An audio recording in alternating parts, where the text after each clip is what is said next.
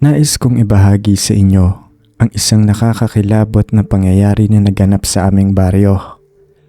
Ako po si Ramon, Tubong San Simon.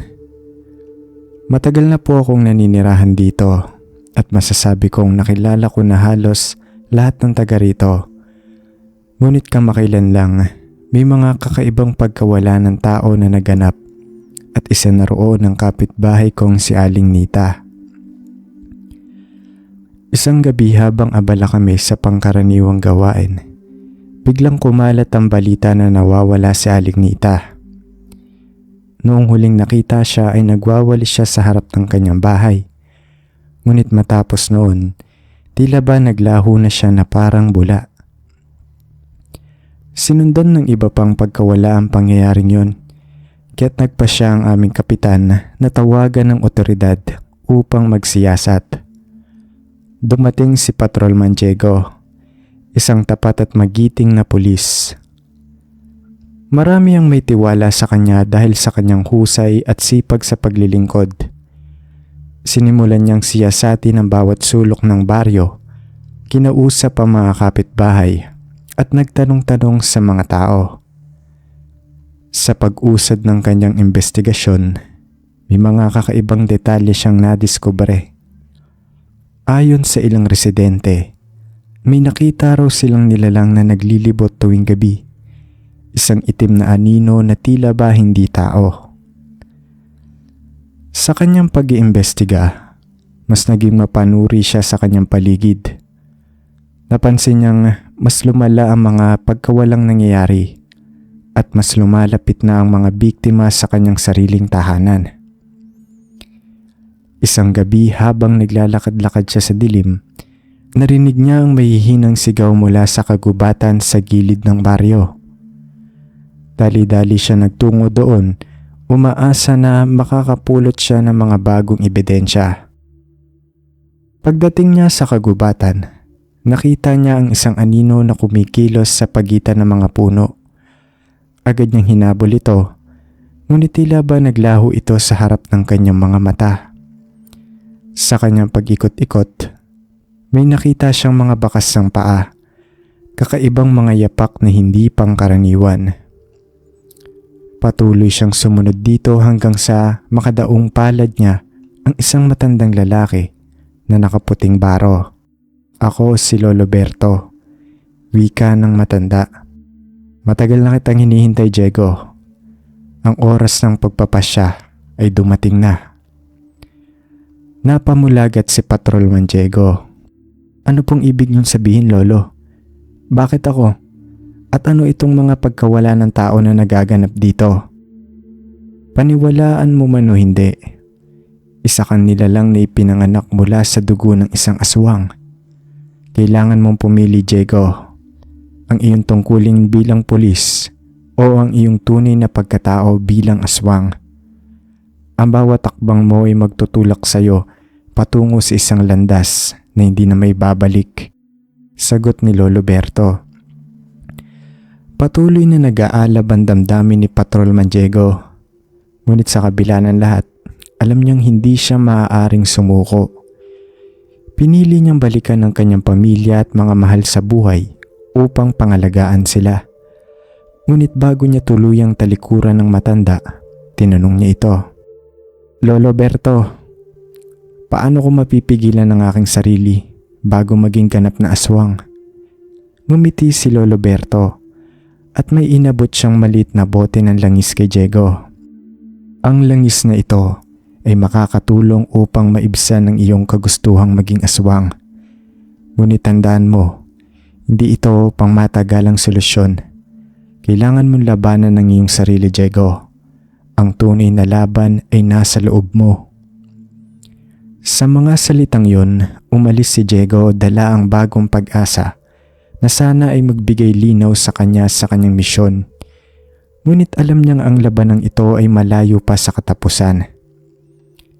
Pagkatapos makuha ni Patrolman Diego ang maliit na bote ng langis mula kay Lolo Berto, nagsimula na siyang makaramdam ng pag-asa.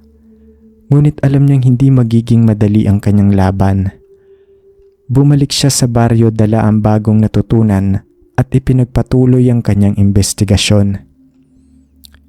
Isang gabi habang siya ay nag-iinspeksyon sa paligid, napansin niyang may kakaibang kilusan sa loob ng isang abandonadong bahay sa dulo ng baryo.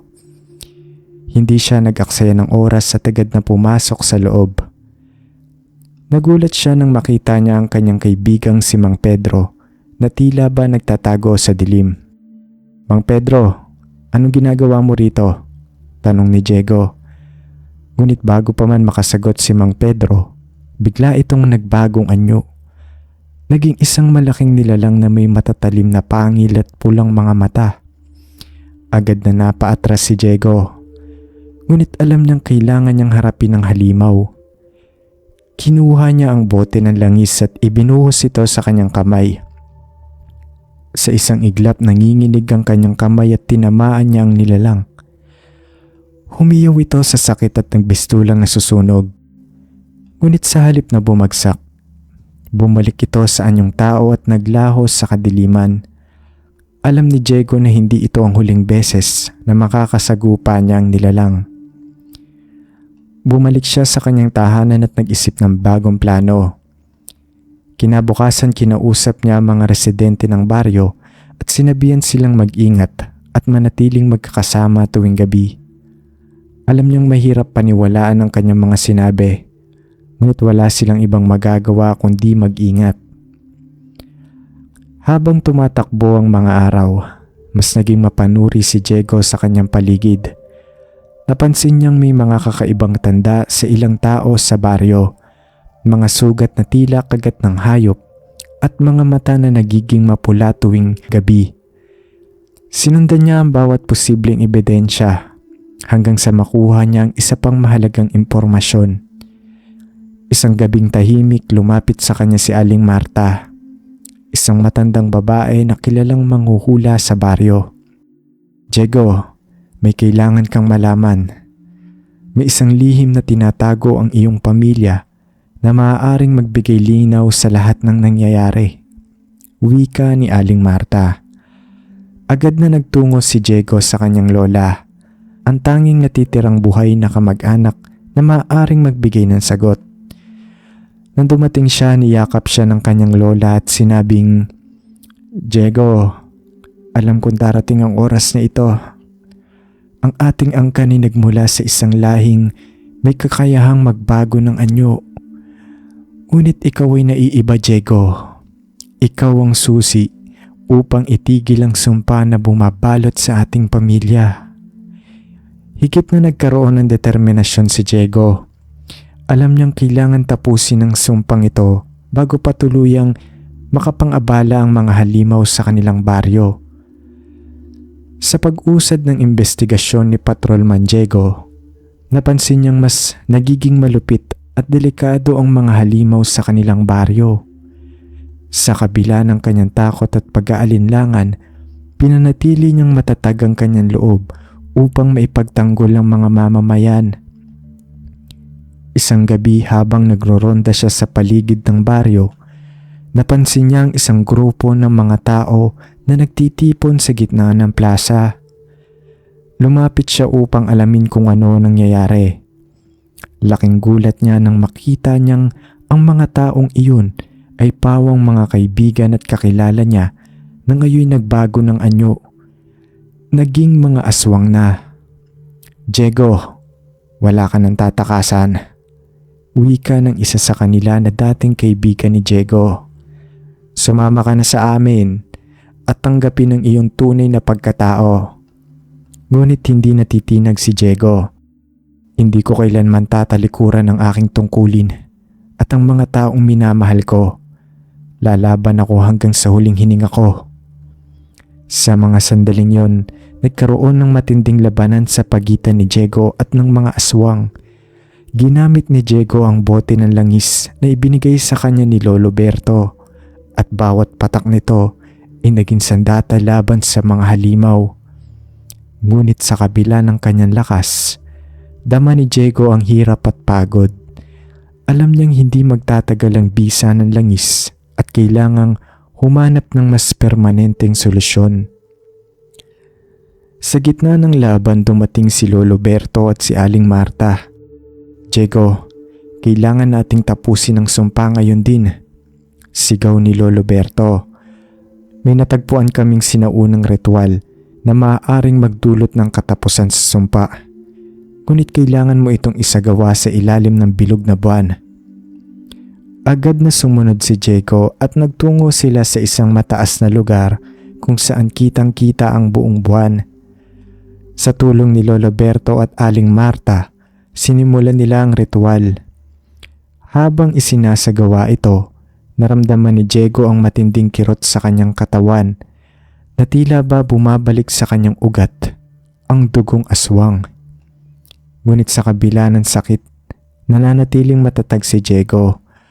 Alam niyang ito na ang huling pagkakataon upang tapusin ang sumpa at mailigtas ang kanyang baryo. Sa huli, isang malakas na sigaw ang kanyang binitawan at ang mga aswang sa paligid ay naglaho na parang usok. Ang buong baryo ay napuno ng katahimikan, tanda ng pagtatagumpay ni Diego laban sa mga halimaw. Matapos ang matagumpay na pagwakas ng ritual, mas lalong naging tahimik ang baryo. Ngunit alam ni Patrolman Diego na hindi pa tapos ang kanyang laban. Kailangan niyang bantayan ng baryo at siguraduhin hindi na babalik pa ang mga aswang. Isang gabi habang nagbabantay siya, napansin niyang may kakaibang liwanag na nagmumula sa bahay ng kanyang lola. Agad siyang nagpunta doon at laking gulat niya na makita niyang nagkakatipon-tipon ng ilang mga residente sa loob. Lumapit siya at nalaman niyang ang mga ito ay mga miyembro ng isang lihim na samahan na naglalayong protektahan ng baryo mula sa mga aswang. "Diego, matagal na naming alam ang tungkol sa sumpa ng iyong pamilya. Naghihintay lang kami ng tamang oras upang kumilos.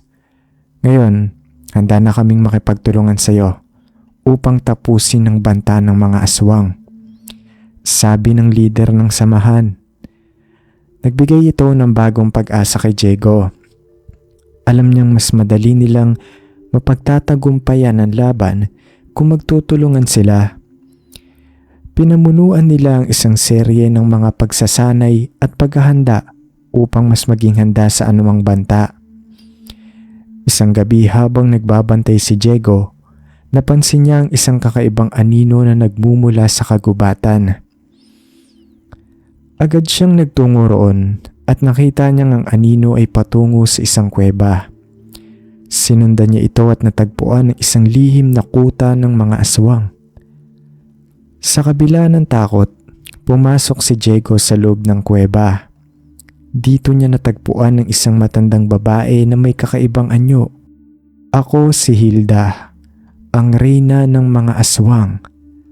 Matagal na namin pinaplano ang pagbabalik sa baryo. At ikaw, Diego, ang susi sa aming tagumpay." Ngunit hindi natitinag si Diego. "Hindi ako magpapatalo sa inyo. Lalaban ako para sa mga tao at sa baryo na minamahal ko," sagot ni Diego. Nagkaroon ng matinding labanan sa pagitan ni Diego at ng mga aswang. Sa tulong ng kanyang mga kasamahan mula sa samahan, nagawa nilang mapaalis sa mga aswang mula sa baryo. Ngunit alam ni Diego na hindi pa rin tapos ang lahat. Kailangan nilang bantayan ang kanilang paligid at siguraduhin hindi na muling babalik ang mga aswang. Sa kabila ng lahat ng hirap at sakripisyo, nagpatuloy si Diego sa kanyang tungkulin bilang pulis. Alam niyang marami pa siyang kailangang gawin upang mapanatiling ligtas ang kanyang baryo. Sa kabila ng matagumpay na laban ni Patrolman Diego laban sa mga aswang, may kakaibang pakiramdam na bumabalot sa kanya. Sa bawat araw na lumilipas, mas nararamdaman niyang tila ba may ibang anyo na gustong lumabas mula sa kanyang pagkatao. Alam niyang ito na ang panahon upang harapin ang kanyang kinakatakutan. Isang gabi habang nagbabantay siya sa baryo, bigla niyang naramdaman ng matinding kirot sa kanyang katawan. Ang kanyang mga mata ay naging pula at ang kanyang mga kamay nagkaroon ng matatalim na kuko. Alam niyang hindi na niya mapipigilan ang kanyang sarili. Siya ay nagiging isang aswang. Sa gitna ng dilim, naglalakad siya papunta sa kagubatan upang iwasan ang pag-atake sa mga mamamayan.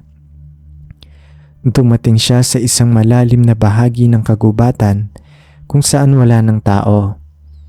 Doon niya pinakawalan ng kanyang tunay na anyo, isang malaki at mapanganib na aswang. Habang nasa kanyang bagong anyo, nararamdaman ni Diego ang lakas at bilis na hindi niya naramdaman noon. Ngunit kasabay ng lakas na ito, naramdaman din niya ang matinding gutom at pagnanasa sa dugo ng tao. Sa kabila ng kanyang kagustuhang labanan nito, alam niyang hindi niya kayang kontrolin ang kanyang bagong anyo. Habang naglalakbay siya sa kagubatan, natagpuan siya ni Lolo Berto at Aling Marta. "Diego, alam naming darating ang oras na ito, ngunit hindi pa huli ang lahat. Meron pang paraan upang mapigilan mo ang iyong sarili," sabi ni Lolo Berto. "Tulungan niyo po ako, Lolo. Hindi ko na kayang maging ganito. Ayokong makasakit ng ibang tao," wika ni Diego habang luha ang nakikiusap. "Inom ka ng langis na ito bago sumapit ang gabi at manalangin ka sa ating mga ninuno. Ang kanilang gabay ang magbibigay lakas sa iyo upang mapigilan ang iyong pagiging aswang," sagot ni Aling Marta habang iniabot ang isang maliit na bote ng langis kay Diego. Sa tulong ng mga albularyo, nagkaroon ng pag-asa si Diego na mapigilan ang kanyang pagiging aswang. Bawat gabi, iniinom niya ang langis at nagpapakalma sa kanyang sarili. Ngunit alam niyang hindi ito pang matagalang solusyon. Kailangan niyang hanapin ang tunay na ugat ng sumpa at tapusin ito upang hindi na muling magising ang kanyang pagiging aswang. Sa tulong ng kanyang mga kaibigan at kamag-anak, sinimulan niyang hanapin ang mga sinaunang kasulatan at alamat na maaaring magbigay liwanag sa kanilang suliranin.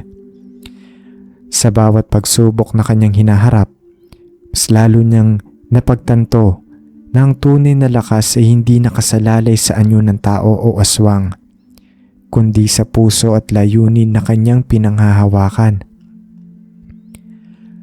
Sa bawat gabi na lumilipas, patuloy na nilalabanan ni Patrolman Diego ang kanyang pagiging aswang. Sa tulong ng mga albularyo, nagawa niyang kontrolin ang kanyang sarili. Ngunit alam niyang kailangan niyang hanapin ang pinagmulan ng sumpa upang tuluyang makalaya mula rito. Isang araw habang nag-i-inspection siya sa baryo, may natanggap siyang balita mula kay Aling Marta. "Diego, natagpuan na namin ang isang sinaunang kasulatan na maaaring magbigay linaw sa sumpa ng iyong pamilya. Kailangan natin magtungo sa bundok ng Sierra upang hanapin ang mga natitirang bahagi ng kasulatan," wika ni Aling Marta. Agad na naganda si Diego para sa isang mahabang paglalakbay patungo sa bundok ng Sierra. Kasama niya ang ilan sa kanyang mga kaibigan mula sa samahan at si Lolo Berto. Sa kanilang paglalakbay, hinarap nila ang iba't ibang pagsubok at panganib. Ngunit sa kabila ng lahat, nananatili silang matatag at determinadong matuklasan ng katotohanan. Pagdating nila sa bundok, natagpuan nila ang isang lumang kuweba na tila ba inukit sa bato. Sa loob ng kuweba, nakita nila ang mga sinaunang kasulatan na naglalaman ng mga sekreto ng kanilang lahi. Habang binabasa nila ang mga kasulatan, natuklasan nila ang isang ritual na maaaring magwakas ng sumpa. Ngunit may malaking sakripisyong kinakailangan. "Diego, ang ritual na ito ay magtatapos sa sumpa. Ngunit nangangailangan ito ng isang buhay na alay mula sa iyong angkan," sabi ni Lolo Berto habang hawak ang kasulatan. Natahimik si Diego. Alam niyang mahirap ang desisyong ito, Ngunit handa siyang gawin ng lahat upang maprotektahan ng baryo at ang mga mahal niya sa buhay. Gagawin ko ang ritual. Kung ito ang kinakailangan upang matapos ang sumpa, handa akong magsakripisyo. Sagot ni Diego. Habang isinasagawa nila ang ritual, naramdaman ni Diego ang matinding sakit sa kanyang katawan. Ang kanyang dugo ay tila nag-aalab at ang kanyang mga mata ay lumuluha din ng dugo. Ngunit sa kabila ng sakit, nanatili siyang matatag. Alam niyang ito na ang huling hakbang upang tapusin ang sumpa. Sa huli, isang malakas na sigaw ang binitawan ni Diego at ang buong kuweba ay nayanig. Ang sumpa ay nagwakas at si Diego ay bumalik sa kanyang anyong tao. Ngunit alam niyang hindi na siya magiging katulad ng dati. Ang mga tao sa baryo ay nagalak sa balitang natapos na ang sumpa. Ngunit hindi nakalimutan ni Diego ang kanyang tungkulin. Nagpatuloy siya sa kanyang pagiging pulis at siniguradong ligtas ang kanilang baryo mula sa anumang banta. Sa kabila ng lahat ng hirap at sakripisyo, natagpuan ni Diego ang kapayapaan sa kanyang puso. Alam niyang nagawa niya ang tamang desisyon at naipagtanggol ang kanyang mga minamahal. Sa wakas, natapos na ang mahaba at masilimuot na laban ni Patrolman Diego laban sa sumpa ng mga aswang. Ang baryo namin ay nagbalik na sa tahimik at payapang pamumuhay na matagal na naming minimithi. Ang lahat ng sakripisyo at hirap na pinagdaanan ni Diego ay nagbunga ng kaligtasan at kapayapaan para sa aming lahat. Bilang tanda ng aming pasasalamat, nagpasya ang buong baryo na magdaos ng isang malaking pagdiriwang. Ang bawat pamilya ay naghandog ng kani-kanilang pagkain at lahat ay nagtipon-tipon sa gitna ng plaza. Ipinakita namin ang aming pagkakaisa at pagmamahalan, tanda ng aming tagumpay laban sa kadiliman. Si Diego, sa kabila ng lahat ng naranasan, ay nananatiling tapat sa kanyang tungkulin bilang pulis. Hindi siya tumigil sa pagbabantay at pagpapanatili ng kapayapaan sa aming baryo. Alam niyang marami pang pagsubok ang maaaring dumating, ngunit handa siyang harapin ang mga ito kasama ng kanyang mga kaibigan at kamag-anak. Sa paglipas ng mga araw, natutunan naming pahalagahan ang bawat sandali ng kapayapaan at kasiyahan. Ang mga karanasang ito ay nagsilbing paalala na kahit gaano man kadilim ang gabi, palaging may pag-asa at liwanag na darating. Si Diego ang nagiging simbolo ng aming katatagan at tapang, at siya ang nagpatunay na sa kabila ng lahat ng pagsubok, ang kabutihan at pagmamahal lang magwawagi. Sa pagtatapos ng aking kwento, nais kong ipabatid ang aming taus-pusong pasasalamat kay Patrolman Diego at sa lahat ng tumulong sa aming laban. Naway magsilbing inspirasyon ng aming kwento sa ibang mga baryo at bayan na nakakaranas ng kahalintulad na pagsubok namin. Ang bawat isa ay may kakayahang magdala ng liwanag sa gitna ng dilim, basta't magtutulungan at magmamahalan. Maraming salamat sa inyong pakikinig. Lubos na gumagalang, Ramon.